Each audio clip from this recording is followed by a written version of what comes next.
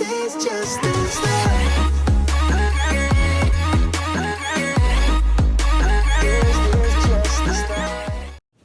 What's up, y'all? Thanks for stopping by the Obviously Authentic channel.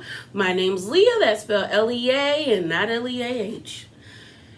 I know this is late, but I've been at orientation for the past 3 days, basically. So your girl been tired. But that is not why y'all here. Y'all are here so we can talk about Real Housewives of Beverly Hills. This is season 11, episode 8.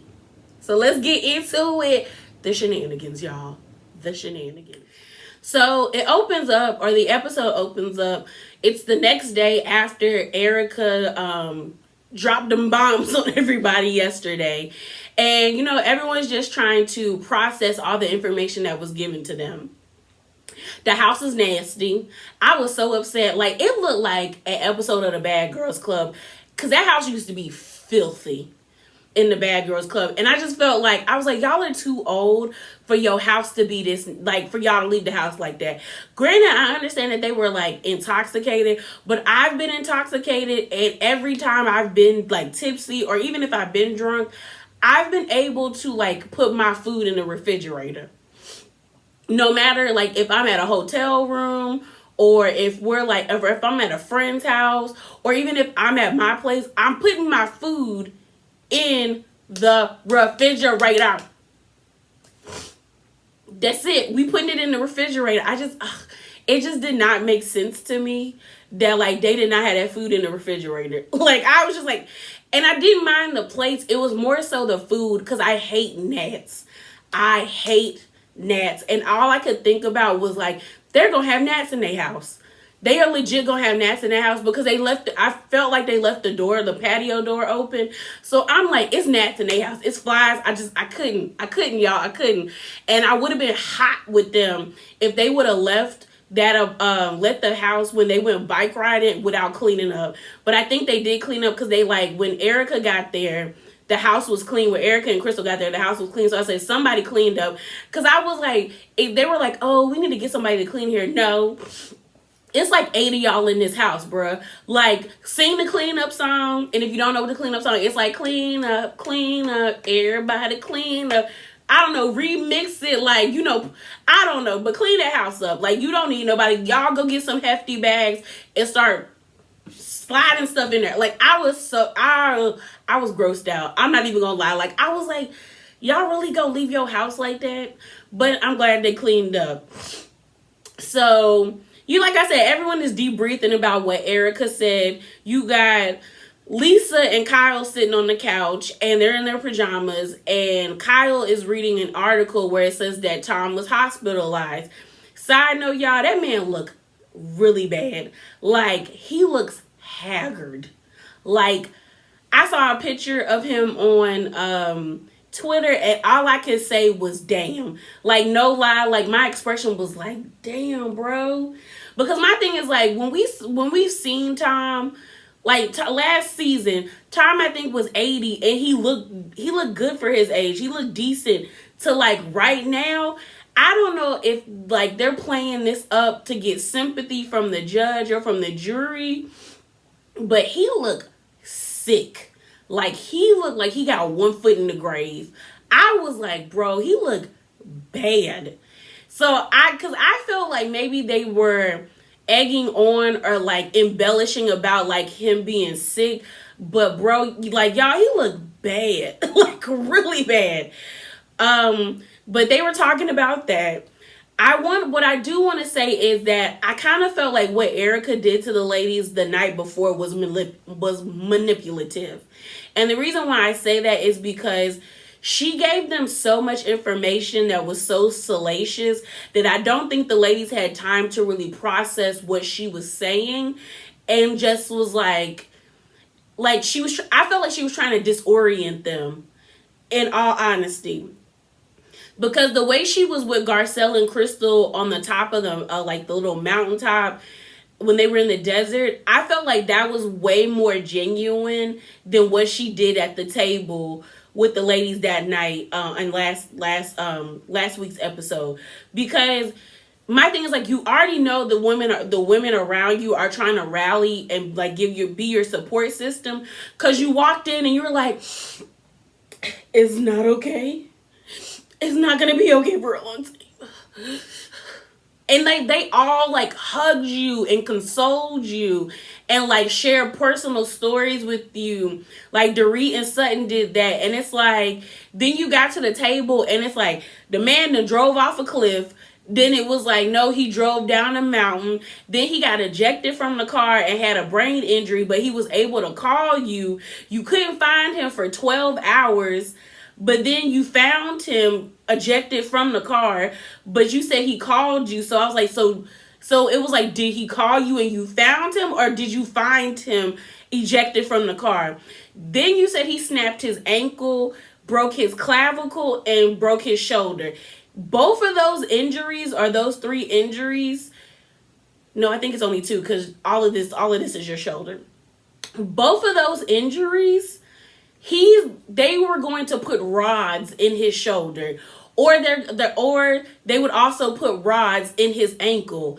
No matter if Tom was like 15, 20, or even at his big age of 80, he was going to be out of commission for a while, for a long time, because those 2 injuries are not injuries where you would not be in a cast, because they would want you to be stationary. Like they would not want that arm or your leg to move. So you would be in a cast for a while. So I was like, you're lying about that, Erica.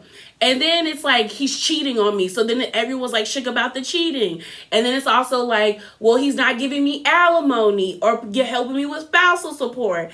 And it's like, you gave them all of that information at once. And I felt like it was to disorient them from like constantly questioning you. So you're just like, here. You good? Okay. I'm being open and honest. Okay. And it's just like, all of that is a lot.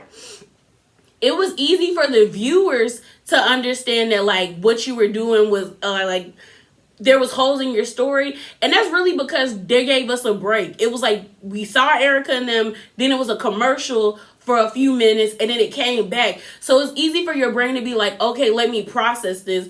Whereas you have the ladies where you're giving them all this information and then you left. Like, you didn't give them time to question you. And I was like, it's a smart tactic, but like, I know what you're doing, girl. I see you, sis. We see each other. Like, I see you, bruh. So then, like I said, Crystal and Erica are over there. Erica's, hamming it up. And this is my thing. She could seriously be going through. Like, she really could be going through it. But I think the issue is Erica's persona on the show versus what we are seeing in real time on Twitter and on Instagram do not vibe well. Excuse me, y'all. Like, you see her on the show crying and being depressed and like being distraught and upset, but then on Instagram she talking cash money-ish to everybody. And then on the gram, she's still like going on like private flights and private jets, and it's like, what we're seeing is not adding up. Like, she very well could be, at that time, she could have been like totally like just spent and like just out of it, but it's like, you're not showing us that. If Erica was smart, she wouldn't be online in any capacity. If I was her, I would just be like retweeting like like, what's the memes? Like funny memes, or like, spiritual quotes or something to get all the love I could get. So, like I said, Crystal, Lisa, Dorit, and Kyle went bike riding. And they're sitting down. They got like crepes from a little restaurant down in like one of the shop app areas, and it looked nice. And they were talking, and then Kathy called talking about, girl, I need a straw and I need chia seeds. And I'm kind of like, Kathy, first of all, why you ain't bring your chia seeds and why you ain't bring your straw when you know that's what you want? But then it kind of made sense once they explained that Kathy lived in a hotel for a really long time when she got married to her husband. So she's used to being able to call room service to give her stuff. And Kyle was like, I like being self-sufficient. And I got where Dorit was saying, where Dorit in her talking head was like, if you don't have to be self-sufficient, why would you? And that's really true. Like, if you don't have to be, why would you be self-sufficient? Like, why?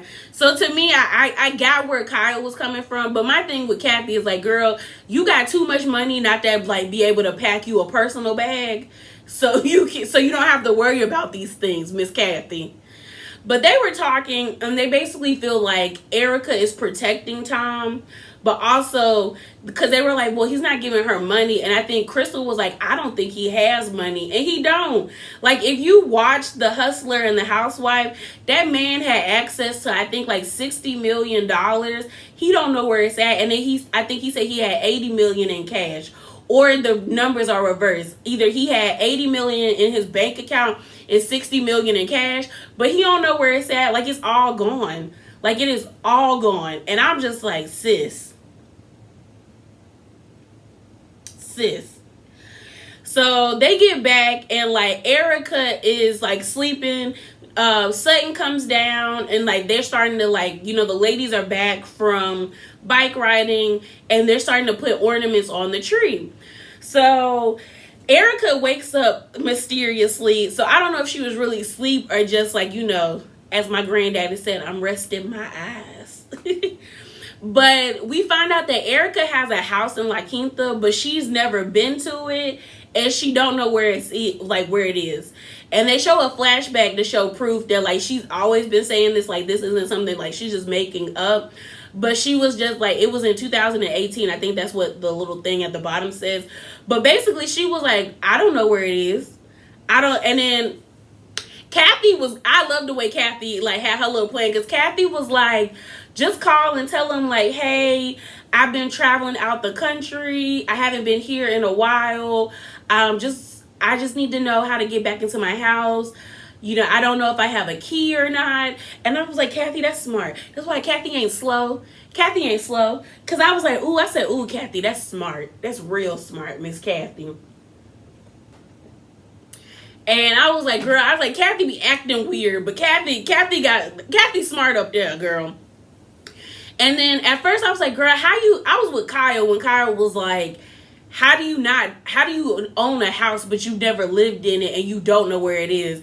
And turns out the house is actually like a block away from where Kyle lives.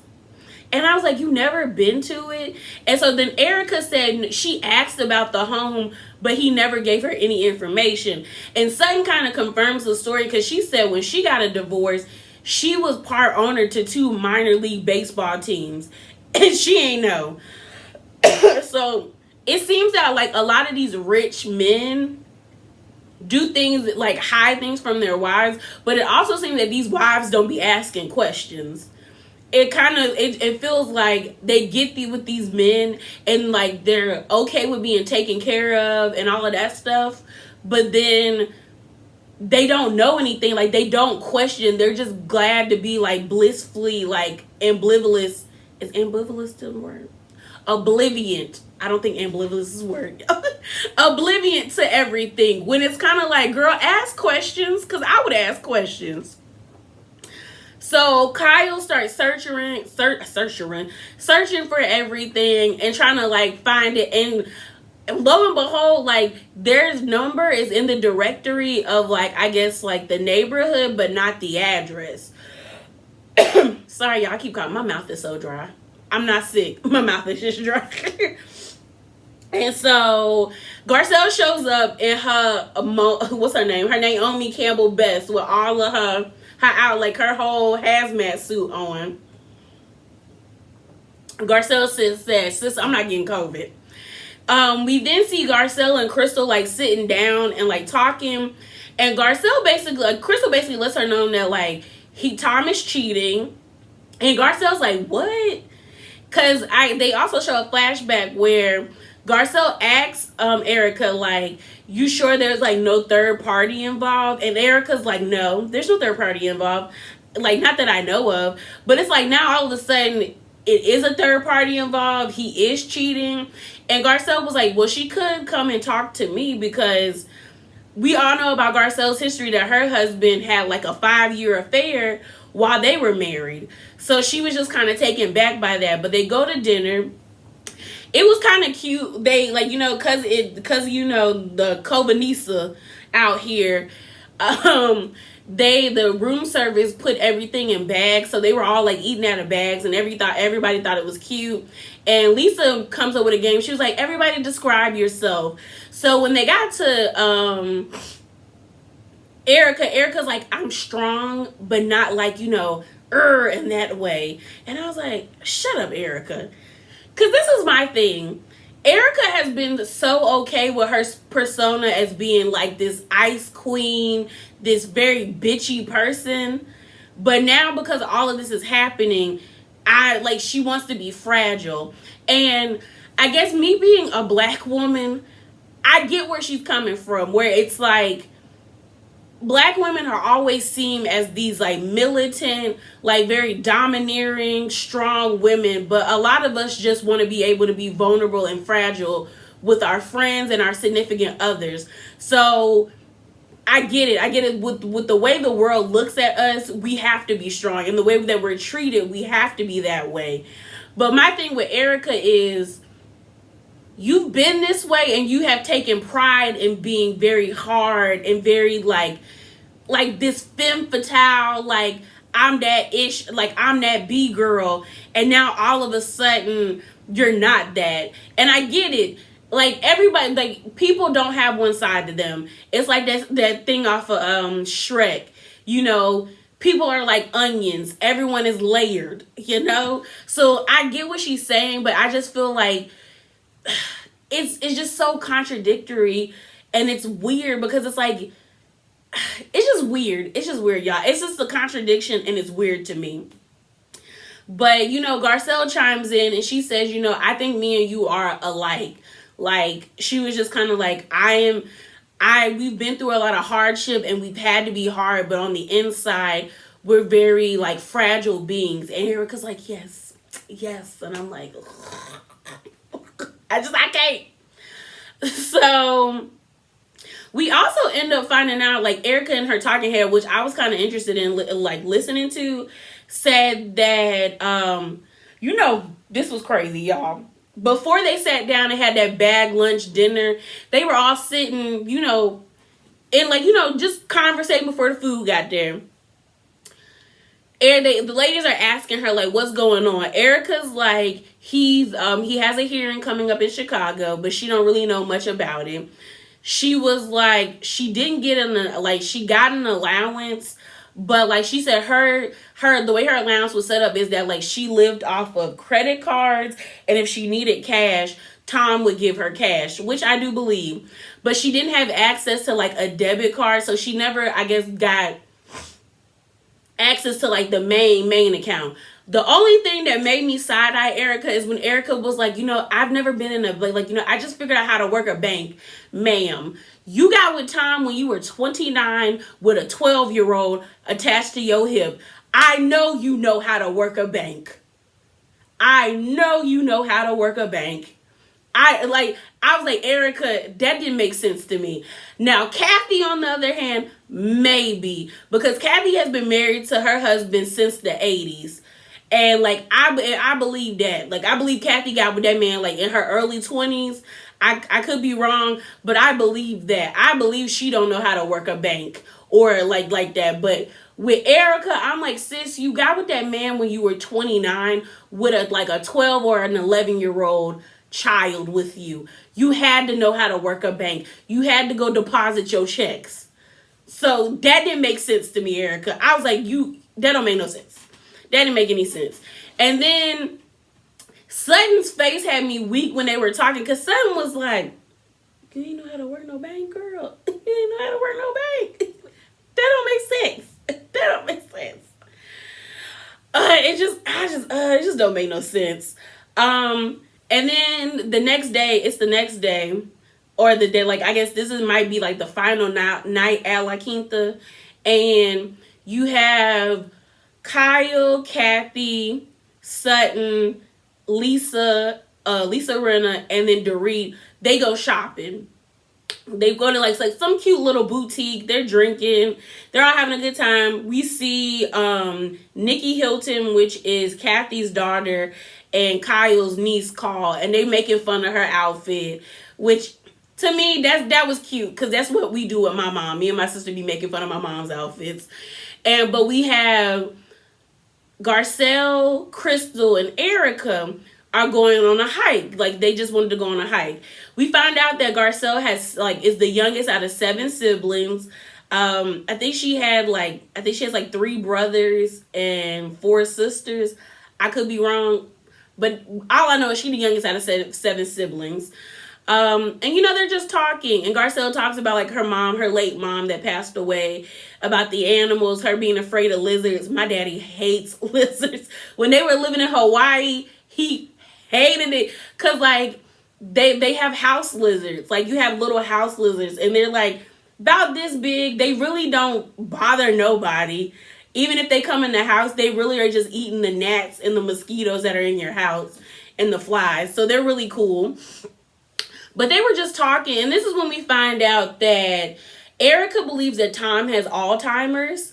She also believes that, like, that might have been what was contributing to him making these bad decisions, which I'm like, girl, no, I don't believe that. She also was like, what'd she say? She also said she has Alzheimer's. We end up finding out that, I meant to say this before, that Crystal is actually a descendant of Confucius.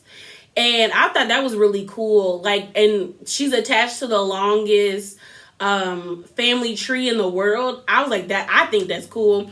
And she said that her dad is a part of, like, her family was one of the families that was born out of the village that Confucius lived in. So I was like, wow, that's cool. So yeah, she's a part, like, that's a cool fact about Crystal. But Crystal brung up about her dad having Alzheimer's and saying how it is very hard on the caretakers, which it is, because it's like you're watching somebody's health deteriorate. Then you're also having to argue with someone and them being mad and angry and mad at you because they don't know what's going on, or they do know what's going on, and it's just like you can't stop it. So there's anger there. So, but my only thing is, like, Erica keeps switching her stories, because one minute it's brain trauma from the accident. The other minute is, I think he has Alzheimer's. And I don't know if Alzheimer's or dementia can be set on by trauma, but I do know brain trauma can cause a deterioration in your memory and in your health. So I'm just kind of like, what is it? Is it dementia or Alzheimer's, or was it the car accident that he had? Then Garcelle asks, like, girl, like, well, how did you live? That's when we found out that, like, Erica lived off of credit cards and getting cash from Tom, but she never had a direct debit card to, like, the accounts. Because Garcelle was like, girl. And then Garcelle also asks that, what else did she ask? She was like, did you know he was about to get in, like, legal trouble? Is that why you divorced him?